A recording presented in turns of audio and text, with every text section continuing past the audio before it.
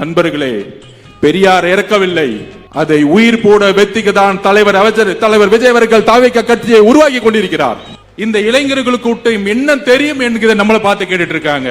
முதல் கொள்கை விளக்க கூட்டத்தை இங்கே நடத்தி கொண்டிருக்கிறார். அண்ணன் அவர்களுக்கு என்னுடைய வணக்கத்தை தெரிந்து எல்லோற்றையும் தூக்கி எறிந்து தமிழ்நாட்டு மக்களுக்காகவும் தன்னுடைய பதவியை துறந்து இன்றைக்கு நம் முன் மக்கள் சேவைக்காக வந்திருக்கூடிய என்னுடைய ஆருயிர் நண்பன் திரு அருள்ராஜ் IAS அவர்களே, மனது உடல் இங்கு இல்லை, ஆனால் ஒட்டுமொத்த மனதும் நம்ம பொழுதைக்கு துணை முதலமைச்சர் கொடுத்து, ஆனால் இயற்கை அவரை உயிரை வாங்கிய பிறகு தலைவர் விஜய் அவர்கள் அதே உணர்வுடன் சமூக நீதி பேசி, பெரியாரிசம் பேசி, மார்க்சிசம் பேசி, எல்லாவற்றையும் பேசி பேசி பேசி பேசி எதிர்கட்சியாக இருக்கும்பொழுது ஒரு நிலைப்பாடு, ஆனால் எதிர்கட்சியாக இருந்து ஆளுங்கட்சியான ஆளுடன் கொள்ளை மட்டுமே ஒரே கொள்கையாக இருக்கக்கூடிய அமைச்சர்களையும் ஒரு குடும்பத்தையும் உருவாக்கியதுதான் கலைஞருடைய வெற்றி. ஆனால் இன்றைக்கு இருக்கக்கூடிய முதல்வர் திமுக அவருக்கு என்ன வேறுபாடு?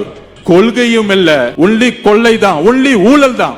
அண்ணன் வேலு அவர்கள் ஒரு பெரிய மார்க்சிஸ்ட் சித்தாந்தவாதின்னு சொல்ல முடியுமா? திமுக ஓடிய ஊழல்கள் தான் பிஜேபியை வளர்த்துக்கிட்டு இருக்கு.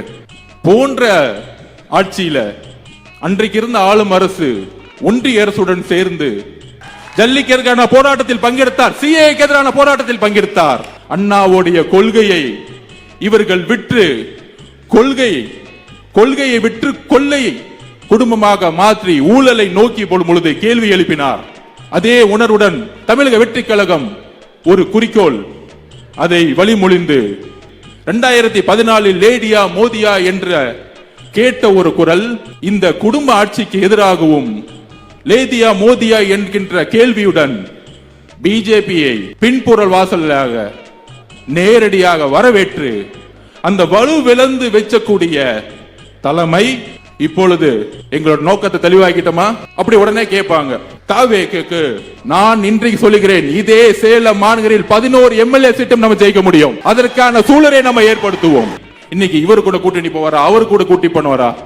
நாங்க கூட்டணி பத்தியே பேசலையே. ஏன் கூட்டணி போட்டாதான் ஜெயிக்க முடியுமா?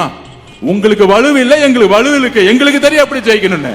நான் இப்பதான் பாக்குறேன், ஒரே ஒரு காங்கிரஸ்காரர் தன்மானத்தோட வெளியே வந்து பேசிக்கிட்டு இருக்கார். காங்கிரஸ் தோழர்களே, உங்களை உயிருடன் முழுகி கொண்டிருக்கிறார்கள் திமுக நம்பிக்கைகள். உங்களுடைய கொள்கை திருவள்ளூர்ல 10 வயசுல ஒரு பாலியல் பலாத்காரம். இந்த ஒட்டுமொத்த உலகமும் சொல்லும் மாண்புமிகு திரு முதல்வர் விஜய் அவர்களே என்ற முழக்கத்தை